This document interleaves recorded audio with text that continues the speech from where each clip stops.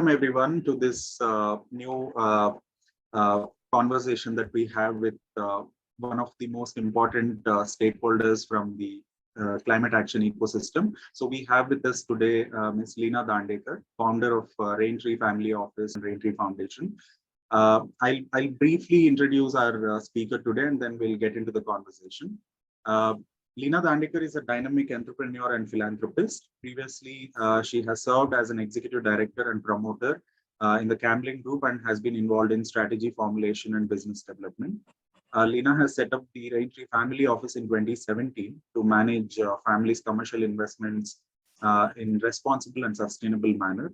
This was done by creating a diverse, robust, and balanced portfolio following ESG guidelines. With a focus on impact investments and catalytic philanthropy to deliver the social impact agenda of the family, Leena set up two affiliates with the Raintree Family Office, one the Raintree Ventures and the other Raintree Foundation. Leena is passionate about everything she does, backed by a strong value system and ethos of leading from the front. She believes in impact philosophy of having the head and heart work together to maximize outcomes. Leena holds BA in Economics, MMS in Finance, and LLB from University of Mumbai. Warm welcome, Leena, to the Conversations of Change by Climate Asia. Thank you, Kaushik. All right. So, like I mentioned, Conversations of Change is an opportunity for us to know more about your work and how we all can contribute to climate action. So, a lot of our audience in Climate Asia are young professionals and a lot of non-profit organizations, professionals working there. So it will be great to know more about your work at Raintree Foundation first and what's the impact agenda of Raintree Foundation. So Raintree Foundation was set up because the family has a very climate focused impact philosophy. And where that came from was actually when we sat together to kind of figure out what do we want to work in and what appeals to us to be able to stay on for 20, 30, 40 years. The common theme which emerged in our talks at home was that climate is something that we all believe in, but we all talked about three separate aspects of climate. So while I was looking at, coming into the social sector with my time, I was thinking of, working 2 or 3 days in philanthropy and moving from my full-time normal job to philanthropy as well.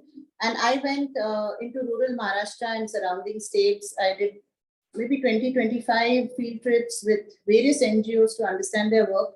And I think the realization I had and the conclusions I drew from those visits was that the life of our people outside our cities is very, very connected to the land that they live on, their immediate natural surroundings, the health of their natural systems, and of course, climate and weather patterns, right?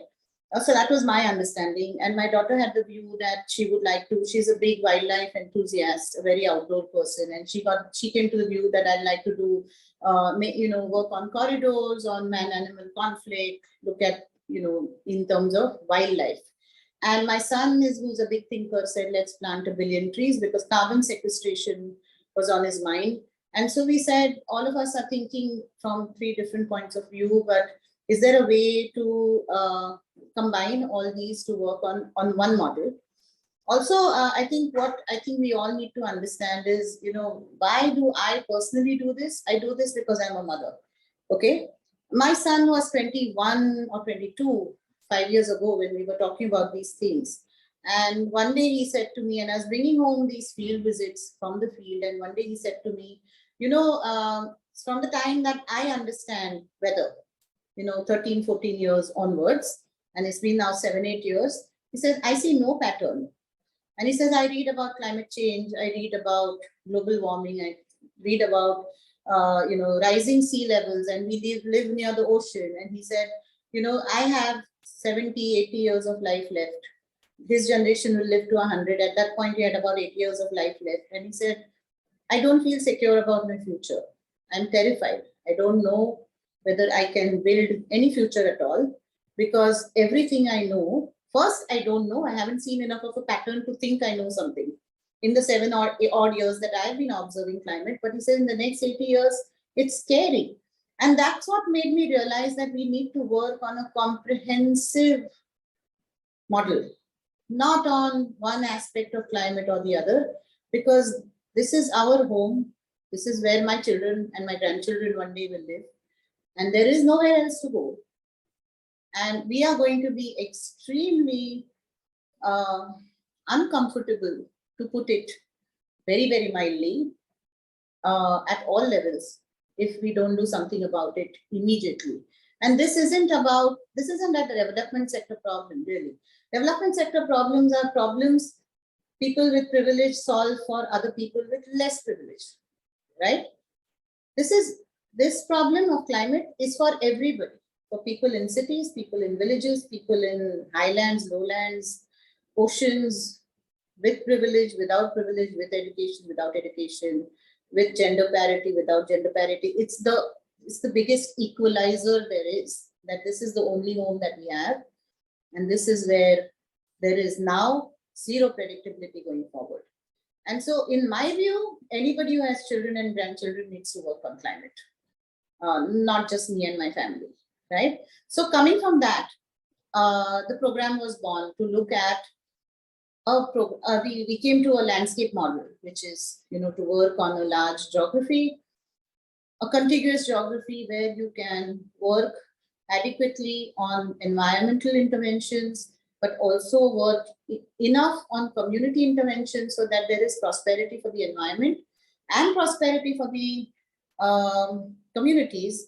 But most important, we, over a long period of time, in a very patient program, established community custodianship of their natural environment and the natural systems, whether it be of water, of air, of precipitation, whatever it may be. They maintain that in a manner that they only take what they need. They only take in a manner in which it regenerates, renews year in, year after, and they respect the land and the systems of the land that they live on. So that is where our model came from. It came from a combination of all our thoughts. It came from a combination of the fact that this is very urgent. And in a country like India, we are very, very Indian at heart. We wanted to work in India as close to home as possible. And in Maharashtra, we have the Northern Western Ghats, which are a global biodiversity hotspot, but they're also extremely important for the communities in Western Maharashtra. All our rivers are born here. They, influence the monsoon. They influence many, many things. It's a very large natural system on the western coast of India, and therefore its power to influence weather, climate, rivers, agriculture, everything is very large. And so right now we are working on a proof of concept on in one valley in the Northern Western Ghats, but we are in year 4 now. And I think as we go ahead, we are definitely planning a bigger expansion so that what we have proven in terms of methods, in terms of what we want to do, can then go to a larger, more meaningful scale. Yeah, back to you, Kaushik. Yeah, thanks, Leena. No, I think I can't agree more on the point that it's everyone's problem. It's not a problem of one section of the society. And it's very nice to hear that in a way, the way you started the family coming together and talking about it is also a way of listening to the future generation who's concerned now, and like all of you stepping, intergenerational collaboration in a way. Yes. So that's very good to hear. Thank you. We also know that Raintree's work also uses a lot of technology in terms of artificial intelligence and all of that in your approach. So if you could throw light on a little bit of how you do that in your work. So we aren't using AI just yet because our scale currently is at a proof of concept size, right? But going forward, we are now developing the scaling up, and we are about 18 months away from actually launching it.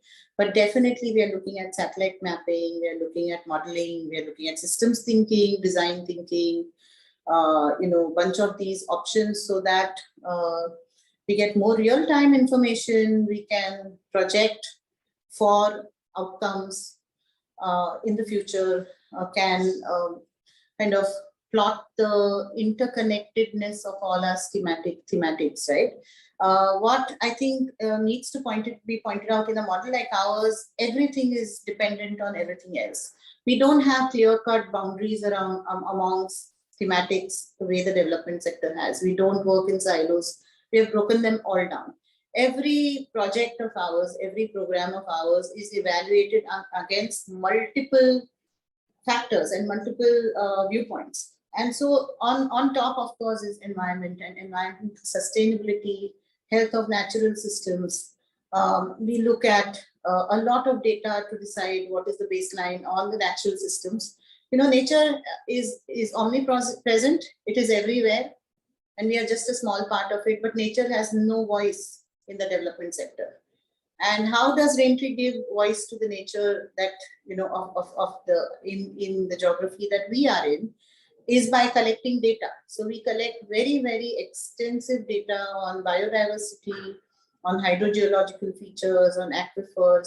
We collect data from the community on their knowledge of local systems, patterns, vegetation, animals, observations about, you know, changes.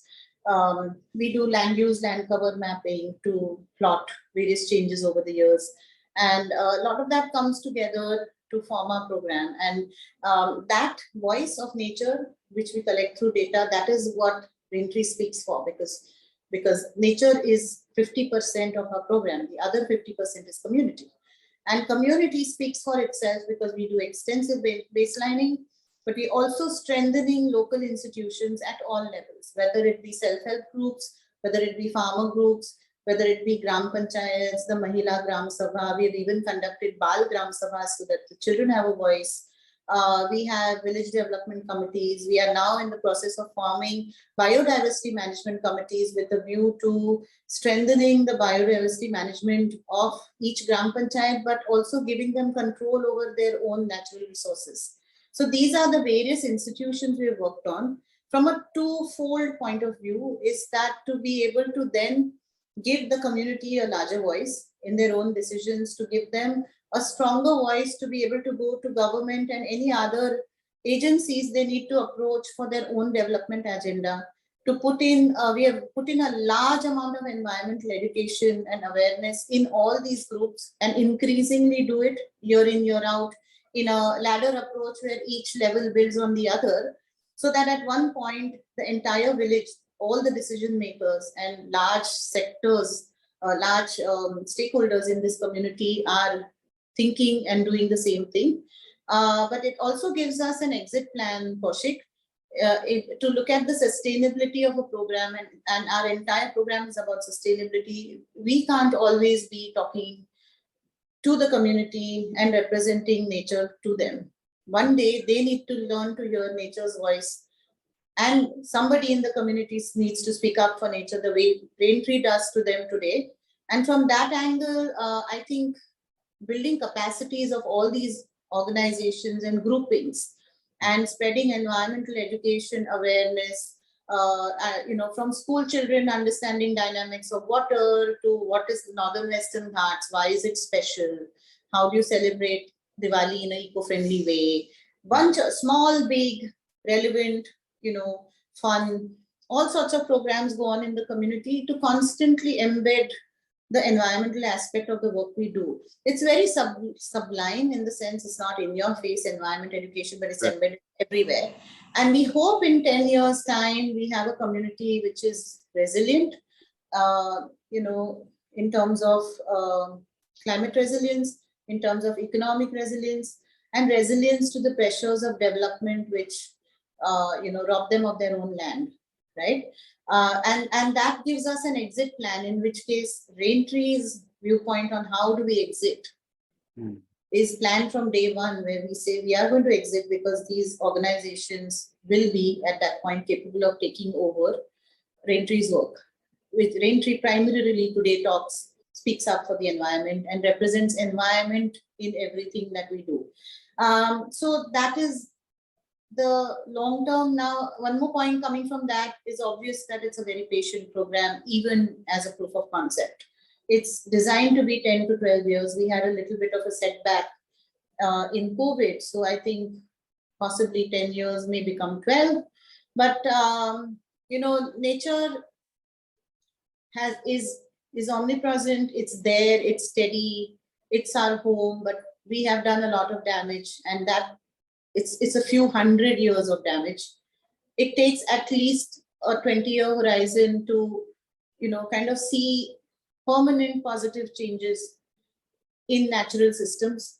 And while I'm saying 10 to 12 years, that is also short, but this is a proof of concept.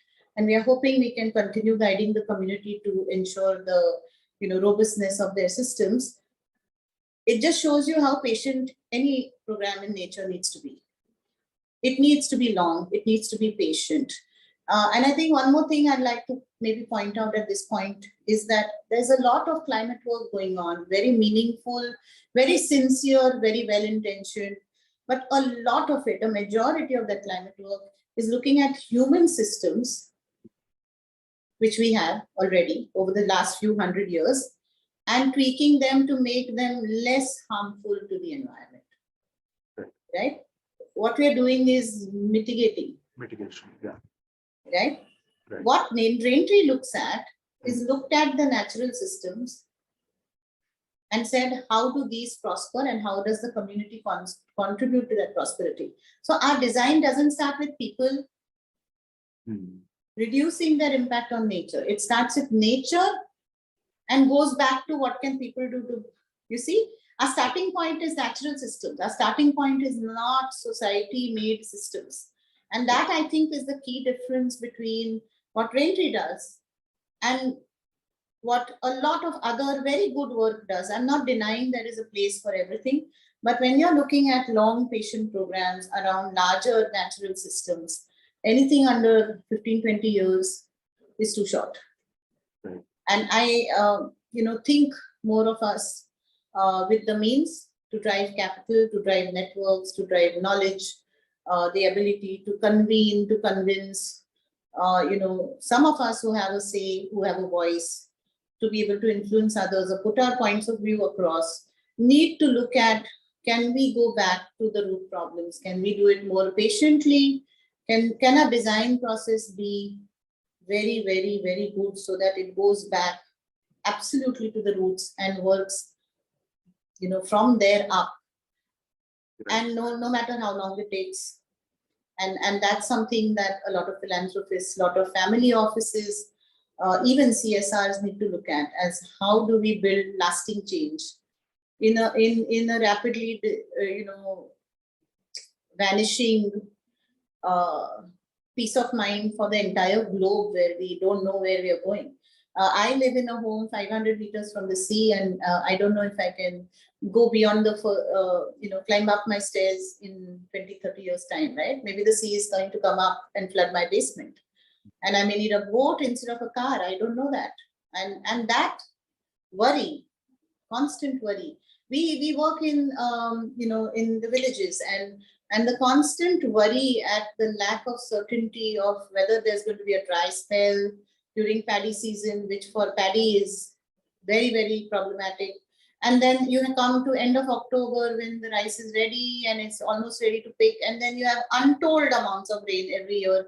And there's cloud bursts, and there's 3 days of intense rain, and everything gets wet and then rots. And our Met department, of course, says there was average rainfall, because averages is for the statisticians. But in real life, that's not how it works. And that is a reality that I think is possibly a stress factor for all of us, whether we are in cities or we depend on the land for our livelihoods. It's still something that we all know, we notice, and we feel the effects of, right? Yeah. Yeah, no, thanks. I really appreciate the approach, because you also mentioned in the website about looking beyond the binary of mitigation and adaptation, looking at community resilience and coming from the nature's standpoint. So in a program like this, which is such a long-term program, and you're talking about building capacity of institutions and communities that you work with. So when it is such a long-term program, so how do you see some of the early successes in these kind of programs? I after think you started investing in them? so. Our successes, I mean, our we have had several big successes actually. I mean, the geography is small, but the success feels big because they are life changing. The effects on the community are dramatic. I think our water program has been very, very successful. It is not over yet, but what we did was did the hydrogeological mapping of the entire valley, also the aquifer mapping. We have done the contour surveys and mapped the drainages. And we've been working on water security for the community. That was our entry point to be able to get the community's favor, to be able to do the comprehensive work that we do.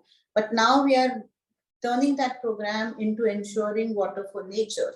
So while a lot of watershed, at least in Maharashtra, looks at the surface systems and then plans around that, we are also looking at all the systems underground and overground and trying to make sure that all are in sync with each other and we restore them. So and we are doing some spring shed management and spring shed rejuvenation and things like that.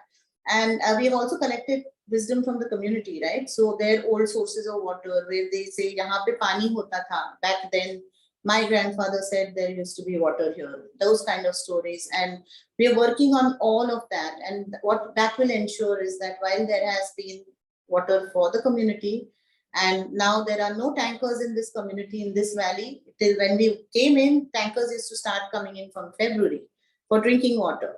Now there are no tankers in this community. All the drainages, all the surface water interventions are over. We are now going to interventions which are below the surface. And what that will ensure is that nature, which used to traditionally get water from these flows, base flows and other flows, will now get those as well as this program rolls into phase 2.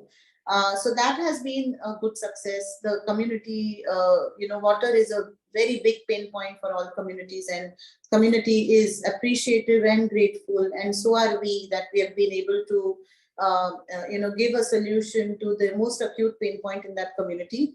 We are also working on livelihoods and resilience in livelihoods in the agrarian community right now. We are trying to broad base their, move from single cropping, rain fed to multi cropping. We have experimented with farm ponds, but we don't do lift irrigation. We have caught rainwater. And now we are trying to build a horticulture cum fisheries model around that. And to our surprise, in mid-April, just yesterday I was on the field, and there is still plenty of water in those farm ponds. So, it will go until May end. And so now they have kind of their plants, which they've planted in the hope for fruits in a few years' time, will have water till the rains come. But there's also an additional crop, which is of the fish that they're rearing over there. Of course, around now, these farm ponds, we will build other diverse options so that their incomes are resilient. They have multiple sources of income. They are more resilient to changes and shocks in the system. But we've also looked at regenerative agriculture. We are looking at soil health. So bunch of these resilience measures now are in year 4 or 5 showing their results. And that is extremely encouraging. And I think, our tagline is dignity and well-being for planet and people. So some of these things, but we also run a very unique community mental health program in rural Maharashtra, which is one of a kind, coming from the dignity and well-being angle, because there is a lot of stress in the communities. We know that. The poorer you are, the further from urban areas you are, the more stress there is in terms of uncertainties of climate, of produce, of incomes. And so we've started a community-based rural mental health program 2 years ago. And to our surprise, recently the community asked for a counseling center in the community. And now we have started a counseling center called Manosarthi, and we have about 21 or 22 regular clients, plus 3 or 4 files who came to us, got some help, got a listening ear, whose files we were able to close, who are now okay. A couple of cases which we then referred to mental health care further in the city in Pune. And it is the uptake on something as taboo as mental health in a rural community for who does not even have the vocabulary for mental health is amazing. And most of the mental health work in terms of spreading the message is done by community resource persons who come from the community. So they came with all the biases that any normal Indian community would come in with respect to mental health. And now they've become champions. As of this morning, they are in a mental health convening today conference, talking about their work and giving demos of what they do. And that is an amazing journey, largely women-led. This is a very, very patriarchal society. So some of these qualitative changes are hard to track on a database.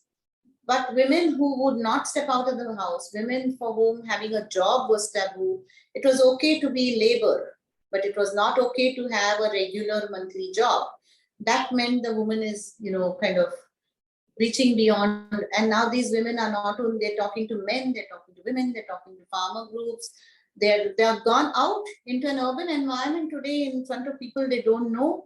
And they've given demos this morning. And one of them is sitting on a panel and talking about her work. And those are the changes which are very, very refreshing. We do a lot of gender work on gender parity. We work on women, but we also work on men and boys. And this is how our program sustainability around climate is built, because the community is better. It's a more balanced, more equitable community with a lot more resilience, because it has more options than it ever did, right? And so that is a very interesting program. It's been a very big success. I used to think in the beginning that, I would like to do community-based mental health, but I'm not sure. But karke dekhte hain, because, we were the founding family, and we said, okay, we feel strongly, let's try it. And to our surprise, it's been a big success, and obviously the community needs it. So it's been a very interesting mix of learnings for us in the last 3 or 4 years. Yeah, no, I really appreciate that, because there is a slow emergence of mental health and climate actions intersection. Like there is a direct effect, stress on many communities, and yes, and that space is emerging as we closely watch.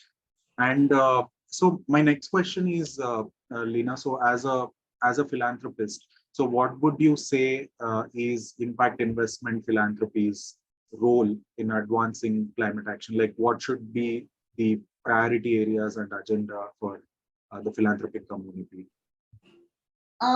Looking at philanthropy, I feel place-based philanthropy, not from I'd call it the landscape approach, because there are various landscapes, even in our country, which are very critical to the health of our ecosystem services for the community, and are very, very critical and important for the health of our natural systems. And there are some very critical landscapes which drive the climate patterns and the weather patterns. Like for instance, northern western Ghats, like the Himalayas, not every place in the country is that critical compared to some others. And so we need to work on those large systems which drive the weather patterns in our part of the world to kind of, give some stability to mitigate some of the climate risks that we are very shortly to face. We know we are in, somewhere in the top of the list among the countries to suffer on account of climate change. I think we are number 7 or something. And we have a very, very large population. So even everybody who does not fully understand climate change, but understands work around communities and who's doing philanthropic work for communities, needs to know that everything they do is fragile and may not last, because something bigger, nature, which is bigger than all of us, is going to come and sweep it all away. And I have heard some philanthropists in the past talk about how they are now thinking of climate change, particularly I think in the last year or two, because they have come to realize. I've heard impact investors say that as well, saying we were very people focused. We were looking at jobs, livelihoods, crafts, arts, those kind of things, skilling.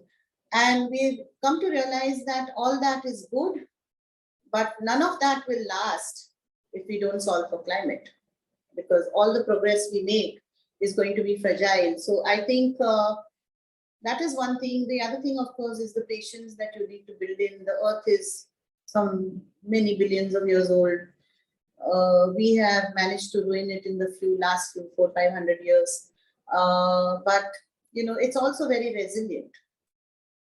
You leave it alone for 20 odd years and it comes back. Everywhere it comes back. So that whole, 30 by 30 pledge is something that many of us could work on. Well, 2030 is not too far away, and I don't think we're getting to the 30 by 30 pledge at all by 2030. But even if we get there by 2040, that would be a great improvement. So there are a lot of philanthropists who do work in their hometowns, around their factories, in the district. Even if they can work on that limited agenda of going, 30 by 30 by 2040 and not by 2030, even in that district in which their factory is located, it's one step up, right? Every pocket we can save, every pocket we can work on, every significant geography which affects our climate patterns, some critical geographies which are very, very key to health of our rivers, etc., which directly leads to the health of our communities. I think all philanthropists need to do some amount of climate change to ensure that all the work that they're doing is more stable. Right. Thanks for that. And I have two more questions. So one is keeping in mind our viewers mostly who come from young professionals from various different sectors. So one constant question we keep getting from all of them is, what are the career opportunities or jobs that exist in the space, or how do we become part of this movement? And I think the dominant thinking of how the climate change can only be tackled by government or philanthropy or large stakeholders is slowly diminishing. Like, I think people are starting to understand that everyone needs to contribute. So what would be a message to such young people and those who want to start doing something or be part of this movement? How can anyone, whether it is small organizations or individuals, be part of this? Well, as far as professionals go, well, number one, Raintree is going to be hiring for climate specialists. So please approach us. We do need people, but I think for climate work, there are fewer templates, like the way there are for community-based work, right? And so being adventurous, being able to take risks, to be able to have patience at the same time, lots of data management. You cannot see results fast. There is a lot of modeling involved, I think, and minds which understand interdisciplinary approaches, because climate touches everything.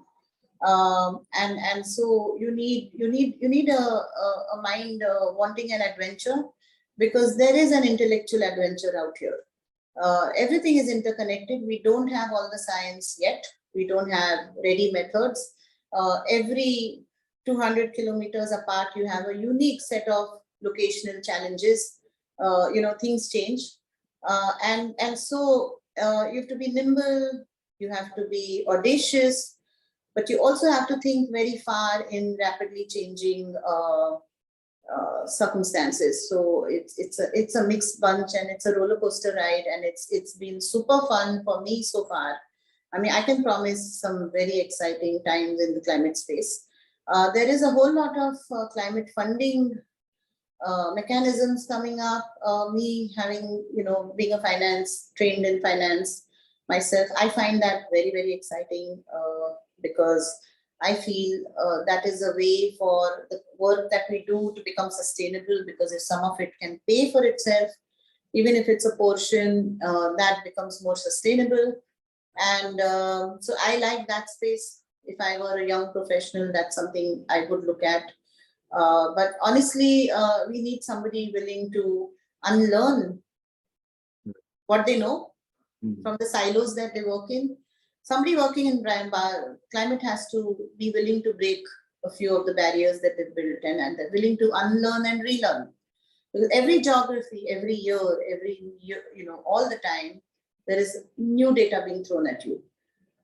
And you have to be nimble enough to be very thorough and very data-led, but at the same time, be able to shift quickly. And it's a nice space to be in. I enjoy it. It's keeping me young.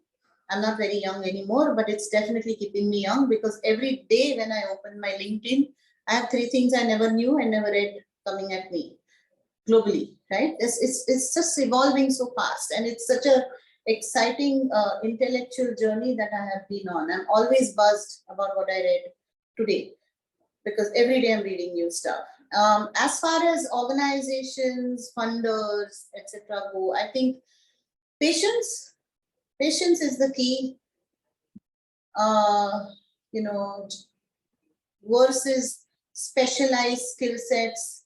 Why we need to come in with very specialized skill sets? We need to have a very broad, generalized thought process to be able to marry everything, right? And that is something that our world has forgotten. For example, I have arthritis, and when I have to go to different people for my knee, arthritis in my knee, and a different doctor for the arthritis in my finger, and a different doctor for arthritis on my toe. Because there's a foot specialist, there's a knee specialist, and there's a hand specialist. All of them are orthopedics, which is also a specialist. And after all that, after all these organs are fixed, I may drop dead because my heart was not okay, which nobody saw, right? So that's what's happened to the development sector as well. We do gender, we do SRHR, we do gender, we work with men and boys, we do gender, we do this piece, then we do climate, we do only water. We do water, we do only surface water. We don't do cannot work. Nature always cooperates and colludes. Every piece has a balancing other piece, right? Right. Everything is interconnected. There is nothing which is not connected to each other. Everything speaks to each other. There is always, for one piece in nature, there is a balancing piece in nature elsewhere, and a complementing piece in nature right there. And so how do you then work in silos in a system in which no silos exist? Right. And that itself is my problem with some of the design processes, that we are not designing for nature which is fully integrated in its very nature. Right. So Yeah. I think that's a great point. Yeah. Yeah. True. Thanks, Leena. The final question is about, the whole of work that you are doing through foundation philanthropy is such a demanding work. Like it's both mentally and otherwise. So how do you find balance? Like now that we are moving into a world of blurred lines between work and life, and like how do you unwind from work? How do you find that balance? Couple of ways. Lots of ways actually. I've built a sustainable home in Pune, and I have an IGBC platinum grade certificate. There are cool renewable technologies there, but and I enjoyed researching and building that. But we reuse all our water, so the entire grey water is recycled. Some amount of black water is recycled, and my entire house runs on solar. But what excites me the most is the gardening. I'm in the process of building a food forest. So my first level is up. I moved last year. This monsoon, I will plant the second layer. I'm growing lots of vegetables, lots of flowers, lots of fruits, lots of intercropping we did this year in between, all sorts of things. It doesn't look landscape. It looks like a riot of everything, but it produces. It produces fruits, flowers, nectar. I have bee boxes. I have chickens, free-range chickens and this is all an urban plot. Okay, this is not outside the city. This is an urban bungalow in the city. And to my surprise, 2 beehives have made their home in our plot. So obviously, bees finicky they are. and they run away at the slightest disturbance. But two separate beehives have decided to home themselves with us. So we're very happy that there's a spot of calm for the beehives. And yeah, we have some 2-3 cats who come for their morning evening meals. We had a snake the other day, which we gently let out. I have dogs. Yeah, so I have plenty to do, but I read a lot. Yeah. I used to take singing lessons, but now I've been traveling too much and currently paused. I really like the outdoors. I can spend countless hours in my garden or walking or just staring at nothing. Every morning, I will look at every flower, every bud, every flower which died, every flower which is new, every bud which is still to open. I know what my vegetables are doing. I know where the insects are, and I have seen butterflies sleeping in my garden early morning. We have damsel flies. We have a koi pond. We have lilies. So it's a little city home, but it's got everything. It's the stuff of my dreams. I can spend hours in my garden, and I think that's what de-stresses me. But I do read. I do listen to music. My family is my big strength. I have 2 children. We are very close. We enjoy our time together, a bunch of friends. So yeah. No, I keep my work-life balance. I work a lot, but I also live a lot. Yeah. No, I think that sounds wonderful. yes, I do. Thank you. So, any like any book recommendations, any movies that you watched recently that No, inspired? I promptly forget everything I read and everything. I mean, I can't remember names. I'm sorry. I won't be able to give you recommendations. No, that's okay. No, my children call me Discovery Channel because I can see a movie 2/3 of the way in and then say, oh, I have seen this. Promptly having forgotten everything, including the plot. No, for me, books stay with me, but I'm not able to pull out names right now. My reading has reduced in terms of novels and fiction, non-fiction. I'm doing more, I think, climate reading these days, articles, blogs, so on and so forth. But movies, I'm not a big movie buff in the sense that I like watching them, but I also promptly forget what I saw. Right. It's for me, it's fun for the moment. It doesn't really stay with me too long. Got it. Got it. Yeah. Thanks, Leena. Thank you so Thanks much so for much, sharing. Thanks a ton. It was a Thank you. pleasure talking to you.